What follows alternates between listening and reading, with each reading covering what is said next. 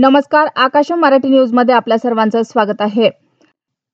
भारताविरुद्ध पाकिस्तानचे सायबर युद्ध, आठवडाभरात 10 लाख हल्ले। पहलगाम हल्ल्याबद्दल बोलणं सोनू निगमला पडलं महागात। कन्नड समुदायाचा संताप, गायकाविरोधात एफआयआर दाखल। अक्कलकोटला स्वामींचं दर्शन घेऊन तुळजापूरला निघाले, वाटेत कुटुंबावर काळाचा घाला। पुण्यातील एकाचा मृत्यू, 4 जखमी। पहिले केस गळती, मग नख गळती आणि आता बुलढाण्यात पुन्हा एकदा भीतीचे वातावरण। नेमकं काय घडतंय?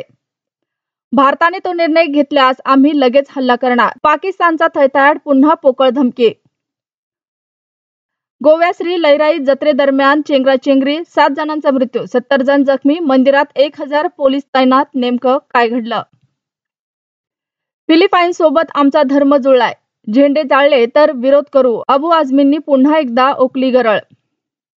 उल्लू ॲपवरील हाऊस अरेस्ट शो वादाच्या भोवऱ्यात, आंबोली पोलीस स्टेशनमध्ये गुन्हा दाखल। एजाज खान यांच्या अडचणीत वाढ। पाक कायम शत्रू, मोदी शहांनी परवानगी दिल्यास युद्धात जायला तयार। कर्नाटकातील मंत्री आक्रमक। पती कामावरून घरी आला आणि पत्नीसह 3 लेकींचे मृतदेह दिसले, पोलीसही हादरले।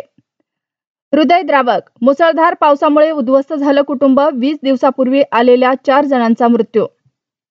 रोज 24 तास मोबाईलवर गेम खेळायचा मुलगा, पाठीच्या कण्याची वाजले 3:13, परिस्थिती गंभीर।